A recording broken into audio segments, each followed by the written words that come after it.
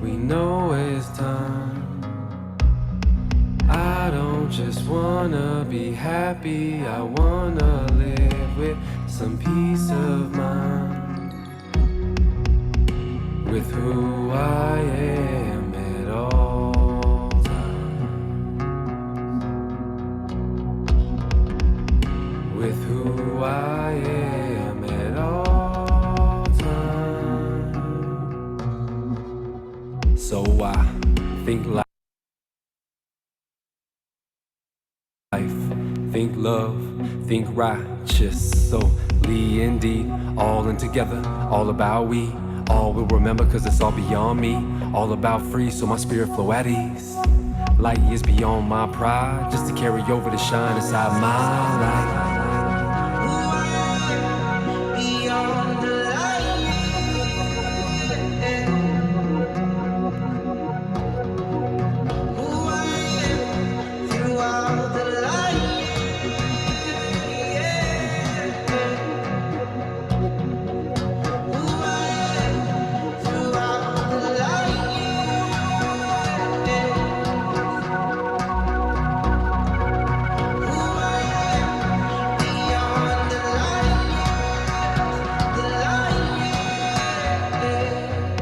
Maybe it was all the exception, or a different perspective. Maybe I just had to learn a lesson, a confession, or get a sense of direction. Playing the game so limited, simply was the process involved. So we suffered. Lovers, covered and concealed, not revealed who we truly are. You're on mute. So many stories we told, but no matter how intense or the depth, nothing keeps the truth unexposed. Nothing keeps the truth unexposed. Testing 1 2. Testing 1 2. Nothing keeps the truth unexposed. Come in, Brett. Nothing keeps the truth unexposed. All right. Can you hear me? Yeah. Cool.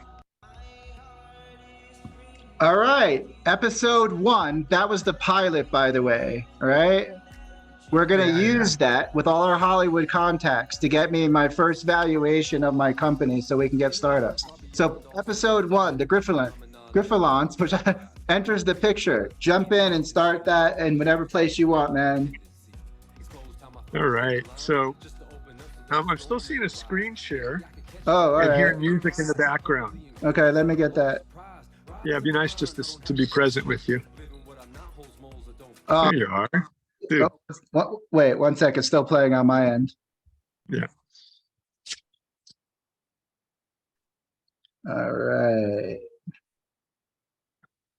All right, old timer. Can't listen to music at the same time he tells a story. That's okay.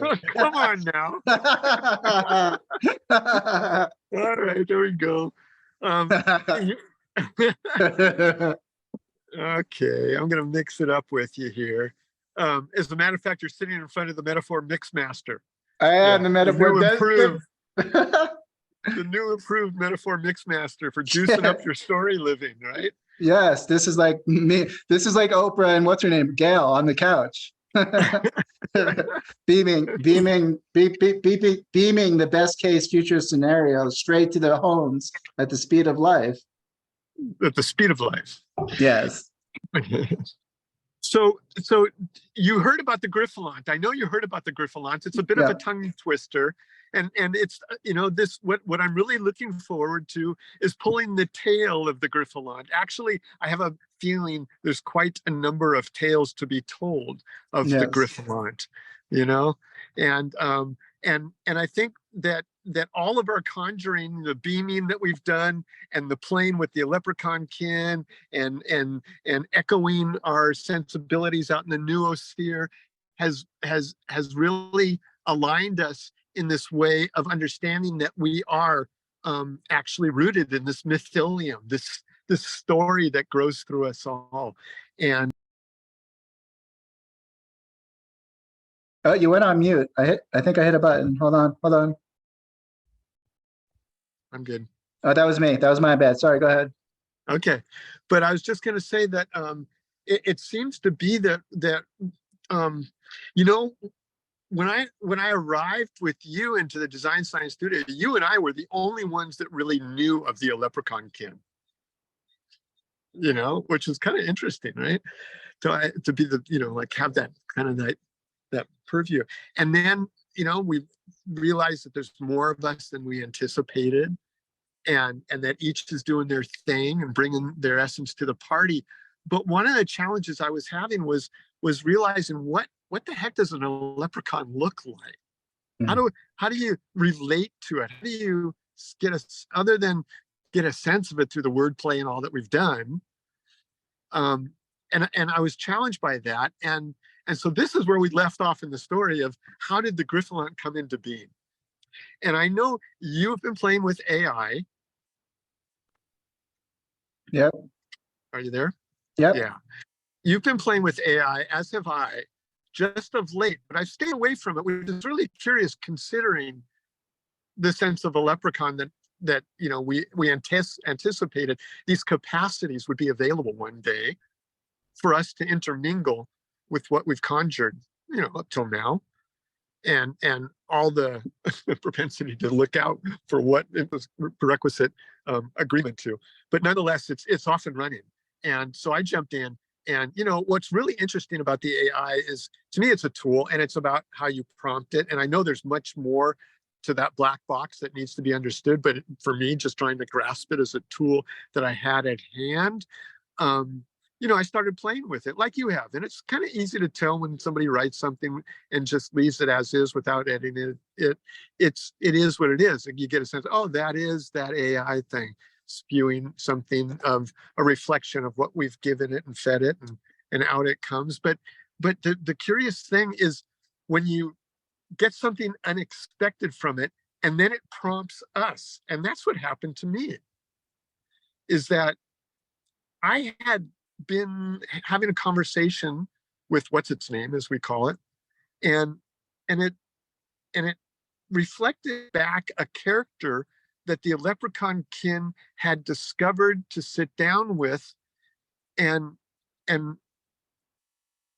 learn about this story, where somehow wandering in a jungle or a forest, they came upon this creature, actually more likely a confluence of creatures, you might say, because it expressed in its AI-ness. There was an elephant, an eagle, and a lion that was a creature, this one singular creature that they came upon. And me reading this in what it had expressed when I asked about a story about the leprechaun kin, I was like, well, what is that being that it's expressing? I didn't put that in there, so it must be something out in the world that it's referencing. And the truth of the matter is there was nothing I could find that was an elephant, a lion, and an eagle. Now, mind you, of course, there is a griffin. Yeah. There's the griffin. And the griffin, as we know it, Griffin, was actually probably Gryphon, Gryphon in Greek. And that was a lion and an eagle, and it had an eagle's head, and it was very, it was the prowess of those two creatures, kings in their own right, of their respective domain. And the griffin ended up, in many cultures being, you probably saw them in Egypt, maybe, in some of the tombs and whatnot, looking over the treasures and the wisdom that was buried with the last ruler that had the wherewithal to get somebody to do that for them. and so the griffin has been kind of this protector of stuff or thoughts or whatever throughout the ages. And so I was looking at that thinking, well, there's a griffin and an elephant. Well, holy smokes, there's a Gryphelant. And I was like, wait, there's a Gryphelant. Suddenly the Gryphelant has landed. This creature, which is a confluence of characters. And if you look at, to get to the point of the story, this notion that we've whittled away to create a character that forms into a letter, that becomes a word, to host an idea, to emit a notion, that we can share this sense of these mixed metaphors, to arrive at these ideas of what the heck is going on in our world. And so the curious thing for me was that the AI actually prompted me, the human, some might say a leprechaun, but that it prompted me. And so then I applied my artful intelligence, which we humans have. And yet the AI as artificial intelligence, known as such, is I think lacking still. But our challenge is to emulate ourselves, I guess, and see ourselves in tools and enabling us to use them in a wise way, one would hope. But we'll see. It's humans at play again. So the Gryphelant came into being, and this co-creation is waiting to have its story told, like the leprechaun kin. As I mentioned a long time ago, it was not my story to tell. It was to meet you all, like you, Brett, and we've done our thing along the way.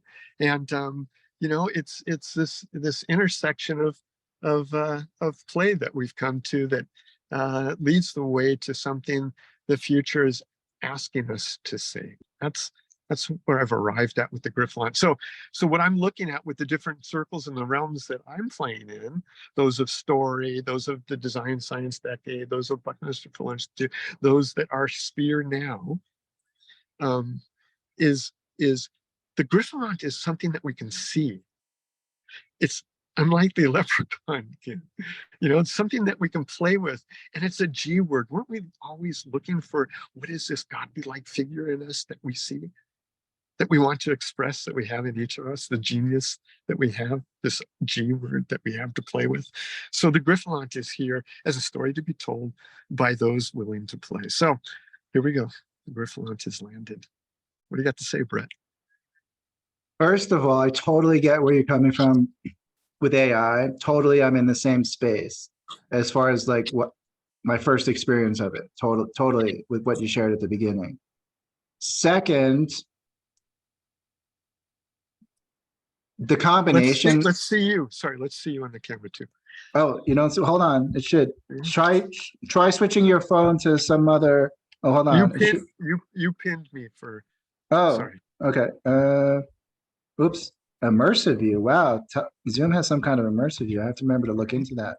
Let me see. How about now? Is it still? There you are. Got it? Cool.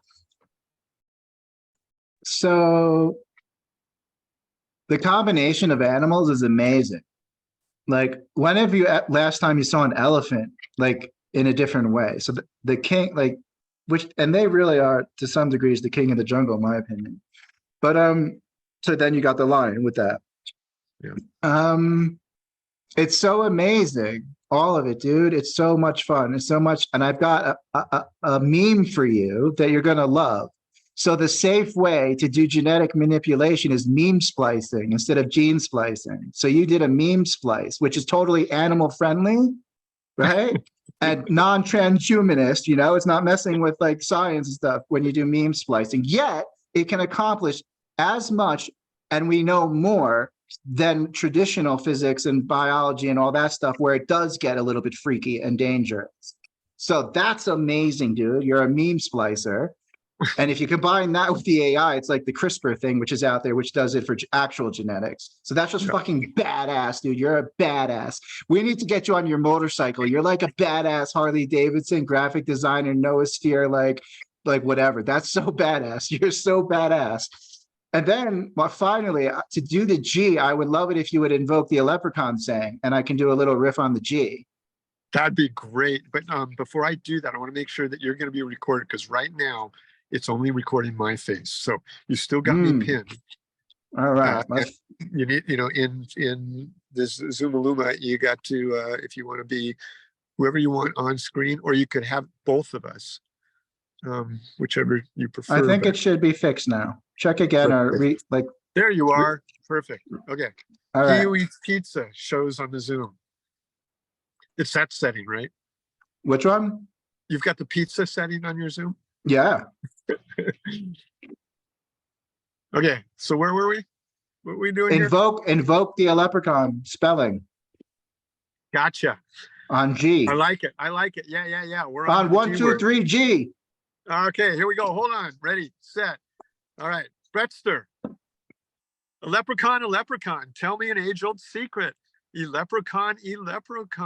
Where do you hide and keep it? You started with a word, this I've heard, and now I intend to seek it.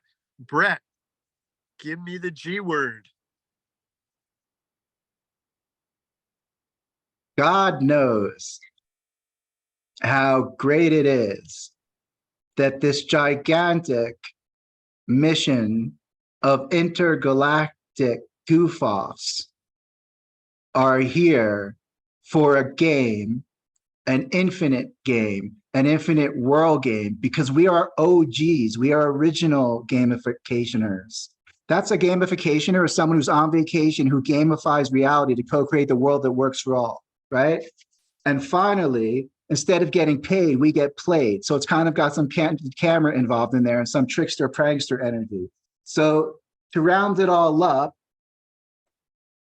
go, do collect $200, do collect 200 tokens, do collect 200 NFT Togetherlands, and make your way around the board in the game of all games, the game of life and giving.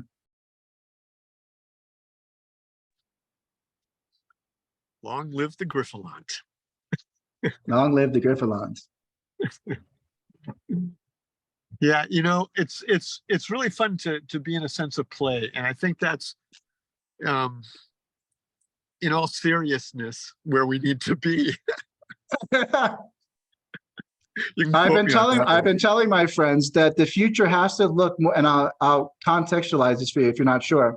The future needs to look more like a Terry Gilliam movie than like a serious sci-fi. I mean, you know, like if we don't get over the edge of being more enlightened in that literal way, we'll never make it through the eye of the needle.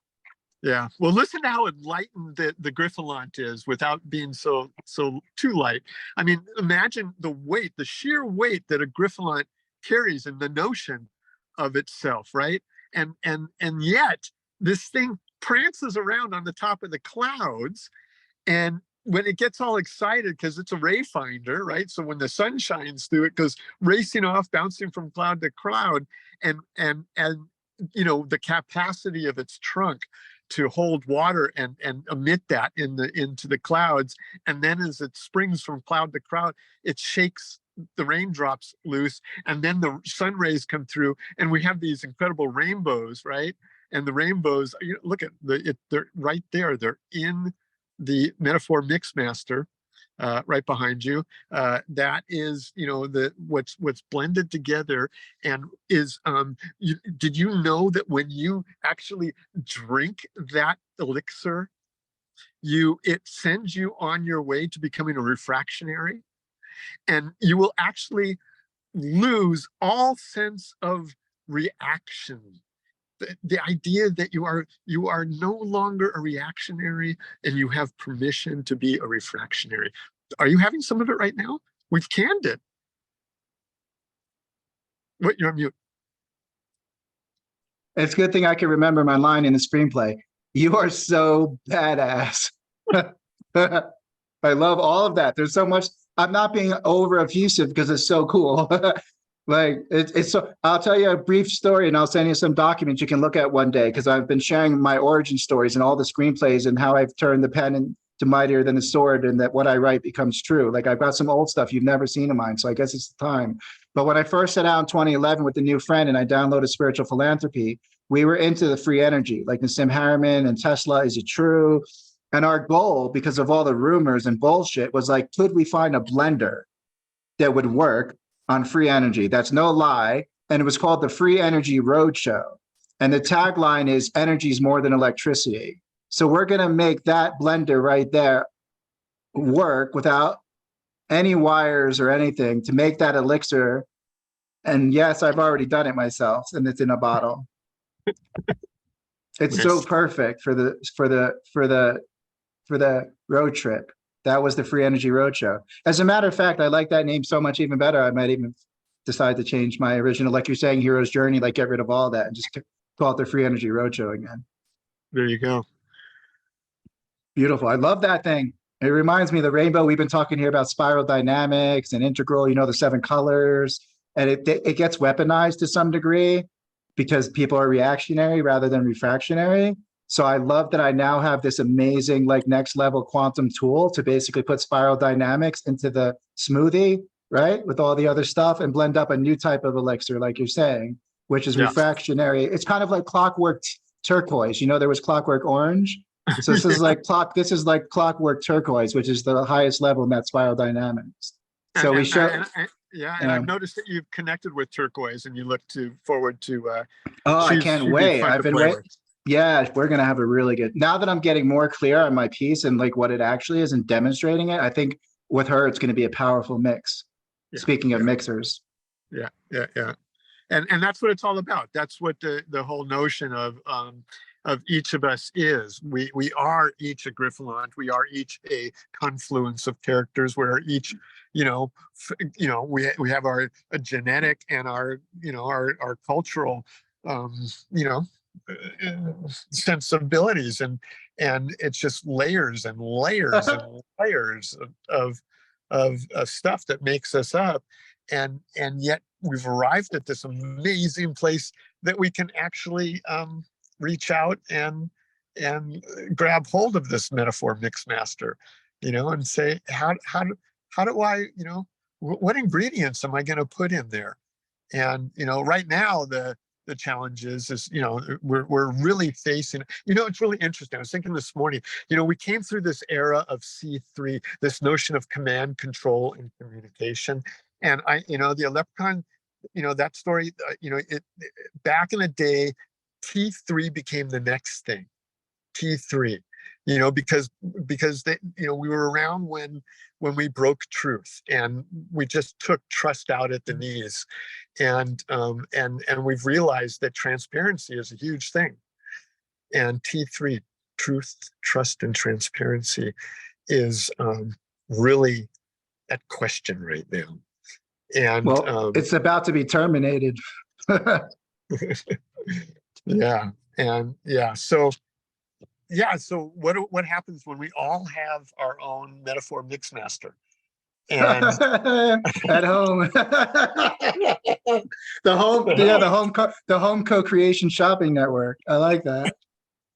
With your host, the backcasting of leprechauns. Wait, instead of home, did you say home shopping backcasting? Wait. The home co-creation shopping network. So we can sell it to mix masters. Gotcha. That's how you make a quick buck for a good cause, right? Remember when that was all popular, right? Home shopping network or whatever that is, and people would just buy things. It's still on. It's still going. It's still all that people. That's all there's a migration. One would hope that we're this notion of being a consumption society is subsiding, because we know that all of that, the output and confluence that is emerging from the byproduct of our existence dependent on shopping is absurd, right? And yet it's like it's in motion. And so how do we slow that down? I don't think we do. I think we speed it up so much that it goes flying off the record player, like a spiral. Just, oh, there it goes. There goes the shopping, capitalism gone. Oh my God, it's gone. It's like, holy shit, it just took off. It's like a UFO. My God. That's what I'm thinking. I don't know. Like, whatever's the most effortless, like least resistant path to a world that works for all, just as a reminder to the audience, like, despite our creativity, because that's how we change the world, and we want to contribute, because our creativity is like our gold, it's for real, it's in service. So it's never really what's the word? Like aloof or like disconnected. Like, that's the dream, I think, of all of us. It's like, how does our art, as much as it's fun too, like you're saying, it's serious play, it's actually brilliantly communicative to certain people, I think. So this is just super exciting. Yeah, and Brett, so I mean, to kind of, here's my challenge, because on the one hand, it's like, oh, what can we do with this? How can we, what do we turn it into? What do we do with that? How do we play with it? And it reminds me of the beaming, and we just said, well, let's go do this. And so we tried it, and shit happened. It was really fun. And we have the artifacts from that, and they're there to reflect upon. But what's next? And for me, again, it's all these are nested spheres. It's one story in another. And so for me, this is still all just part of that beaming story. And how do we play together? How do we merge and weave? And so the Gryphelant, I think, gives a platform to say, like in the story universe that I'm involved with, hey, come tell a story about the Gryphelant. What do you, Brett, you talk about UFOs. Well, did you know, actually, I've heard now that it's always been the Gryphelant, like albatross. They are always up there. And every once in a while, they'll swoop down for a closer look, and a human may catch a glimpse. And it's like, oh, there's UFOs up there. It's just the Gryphelant. They're just the Gryphelant swooping down, Totally.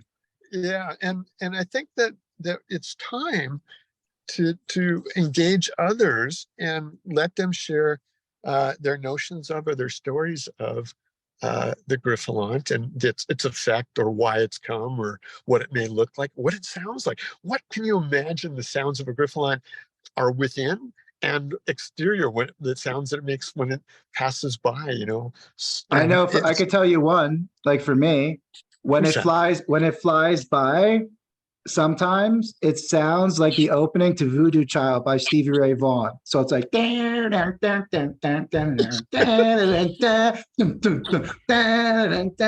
it's like flying down. That's what it sounds like. Right on. And it's got a cymbal, kind of a hi-hat going. Totally. Okay. So there's a lot there to work with and to create I guess a space of practice of co-creating this new mythos, this kind of mythic operating system of understanding the ecosphere. This last fairy tale is this new mythos. This is about the noosphere and the mythilium. It's that tingling and tangling. Yep. It's that, our heads are in the cloud and we're in this commons of mind, but yet our feet are grounded in the way our sensibilities are spread and shared. And then you have the leprechaun, where this kind of all conjured up the notion of making the invisible visible through the rainbow and the electromagnetic spectrum. And then out of all of this comes the Gryphelant to say, all right, enough already. Let's get on with it. Here's the story. Here's what we need, to share. And here's what's pulling forth from the future.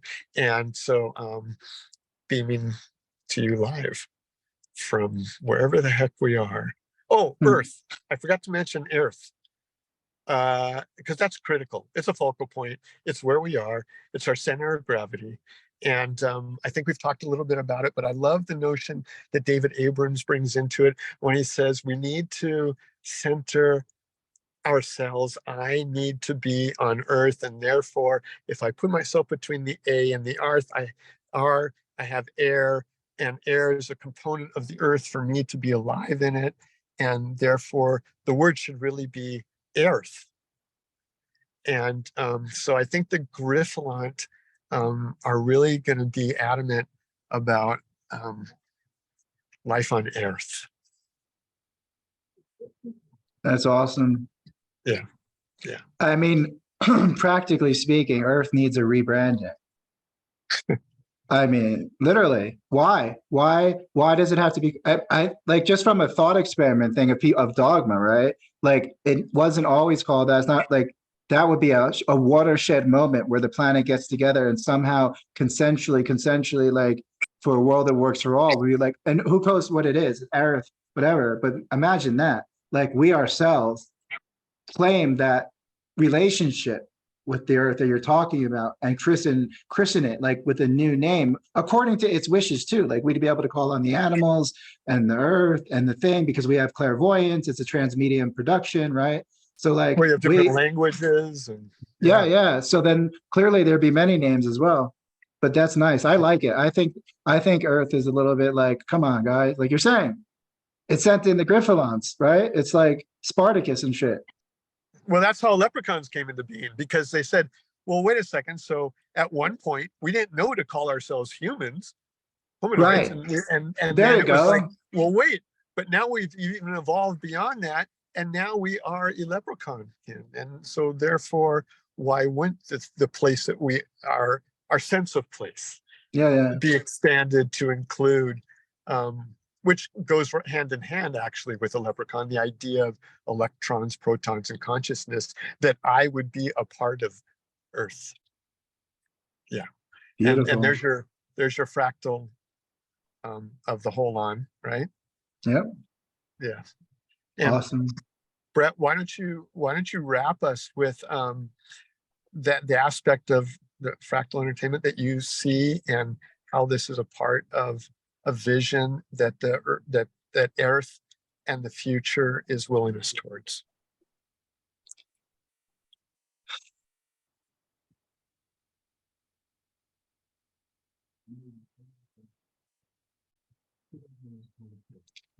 I feel like the Gryphelants are like protectors, like Shambhala warriors, and also Sherpas at the same time. Like, so Sherpas of co-creation. So they take us up to that summit, like in a sense. There's like this, whatever the saying, that there's many ways up the mountain and all. So they're kind of like Sherpas and also warriors, and like even like mountain patrol, like paramedics and everything. So like they got like this combination of like skills, and